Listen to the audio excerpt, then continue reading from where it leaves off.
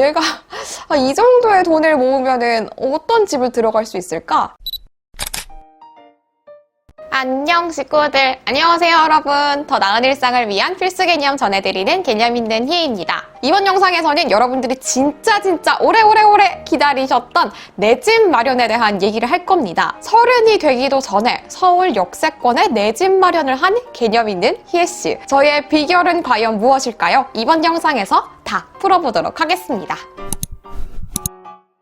우선 제 채널이 처음이신 분도 계실 테니까 저의 간단한 바탕, 이력에 대해서 말씀을 드리도록 하겠습니다. 저는 91년생, 올해 30이고요. 작년 2019년에 제가 29살 때 내 집 마련에 성공했습니다. 저는 기혼자라서 결혼을 해서 배우자와 함께 힘을 모아서 내 집 마련에 성공을 한 거고요. 전직 은행원입니다. 물론 전직 은행원이라고 해서 무조건 내 집 마련에 쉽게 성공을 하는 건 절대 아니겠죠. 그래서 제가 알뜰살뜰 어떻게 비법을 실천을 했는지 오늘 영상에서 말씀을 드리도록 하겠습니다.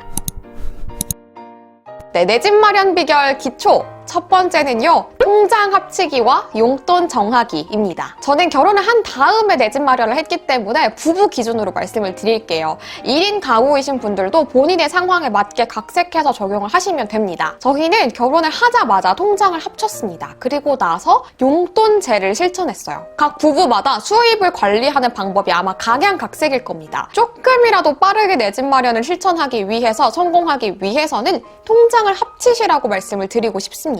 물론 수입이 굉장히 많으신 분들은 뭐 통장을 각자 관리를 하고 이러더라도 원래 갖고 있는 자산도 꽤 된다면 각자 사가지고 뭐 한 채는 전세 주고 한 채는 우리가 살고 이런 방법도 물론 가능하겠습니다만, 평범하게 직장 생활을 하시는 분들은 저희 부부처럼 통장을 합치고 용돈제를 실천하는 것을 추천을 드립니다. 일단 통장을 합치게 되면 급여가 모이게 되고, 이렇게 되면 조금이라도 시드머니가 빠르게 모일 수 있어요. 그리고 용돈제를 시행을 하면 아무래도 한정된 예산 안에서 계속 돈을 쓰게 되기 때문에 조금이라도 더 근검절약할 수 있습니다. 그리고 이때 용돈은 당연히 빠듯하다 라고 느낄 정도로 적은 금액으로 산정을 해야 됩니다. 저희 부부의 용돈은 한 달에 35만 원씩인데요. 저도 35만 원이고 저희 짝꿍님도 35만 원입니다. 물론 넉넉하게 사용할 수 있는 비용은 아닙니다만 이제는 어느 정도 적응이 돼가지고 잘 활용을 하고 있어요. 이 용돈이라 함은 오롯이 본인의 개인적인 지출에 관련된 비용인 건데요. 우리가 나가는 교통비를 포함하고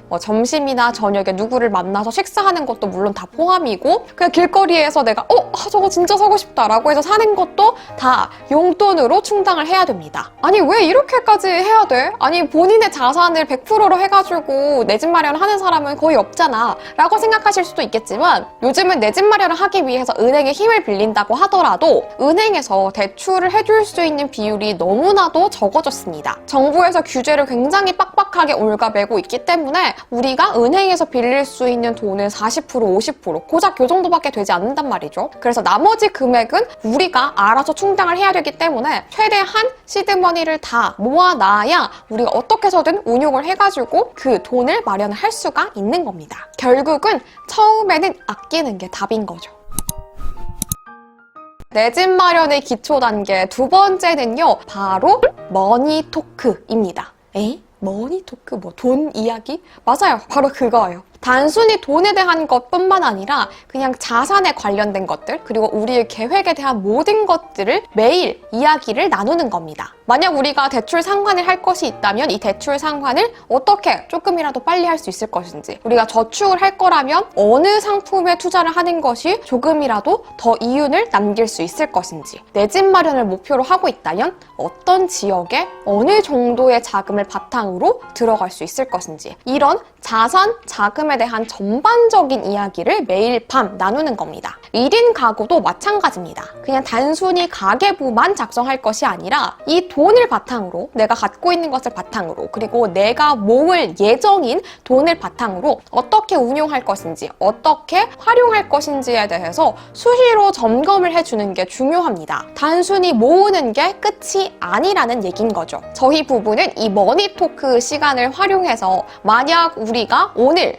공통적인 생활비로 A라는 명목에 지출을 했다면 이 A라는 명목은 진짜 꼭 써야만 했던 걸까? 혹시 더 다른 걸로 다음에는 줄일 수 있지 않을까? 이런 이야기를 나누기도 하고요. 우리 이번 달에는 누구누구 생일 선물도 줘야 되네? 어떤 것이 좋을까? 어느 정도의 금액이 적당할까? 혹시 작년에 혹은 지난달에 비슷한 내역이 있었다면 얼마를 썼을까? 이런 것들을 돌아보기도 하고 계획을 세우기도 하는 거예요. 미시적인 관점에서 이번 달의 가계부만 보는 것이 아니라 조금 더 큰 그림으로 거시적으로 작년의 예산까지도 참고를 해서 계획을 세우고 우리가 활용을 하는 거죠. 단순히 아끼기만 해서 될 것이 아니라 틈틈이 계속 상황을 체크를 하고 어떻게 하는 게 조금 더 현명한 소비일까? 어떻게 하는 게 조금 더 현명한 투자일까? 저축일까? 이런 것에 대해서 내가 함께하는 사람과 계속 이야기를 나누는 거죠.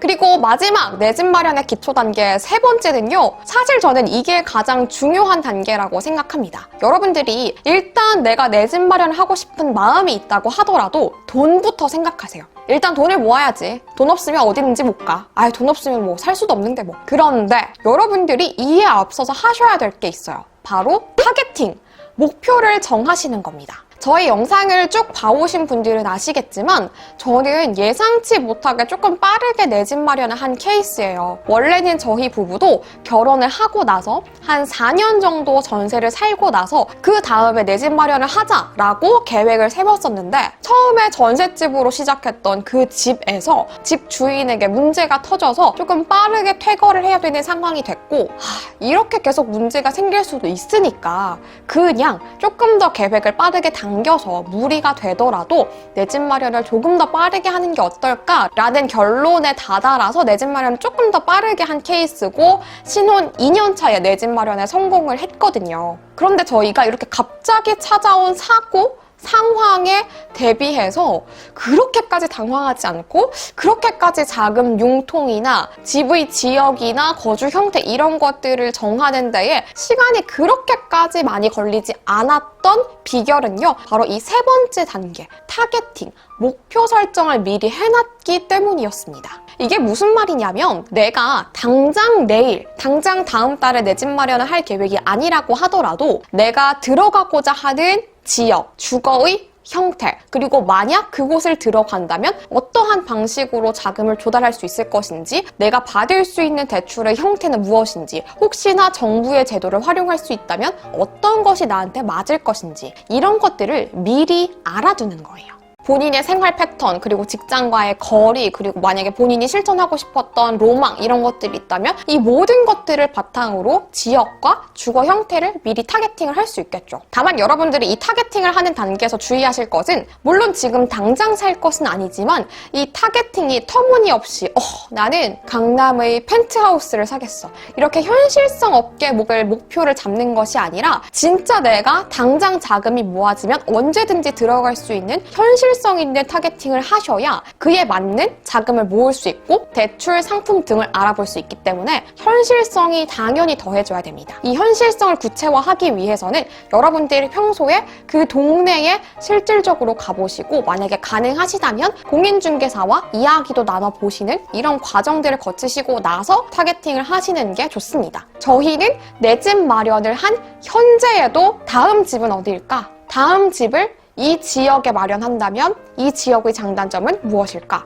이 지역에는 이런 상권이 마련돼 있네? 이런 것들을 평상시에 항상 봐두고 있습니다. 이렇게 봐둔 다음에 현실적으로 나와 궁합이 잘 맞는 지역, 주거 형태를 플랜 A, B, C 이렇게 설정한 다음에 그 다음 단계로 우리가 자금에 대한 계획을 하는 거예요. 플랜 A를 위해서는 자금이 이 정도 필요하구나. 그렇다면 이 자금을 바탕으로 내가 받을 수 있는 대출 상품은 이런 것들이야.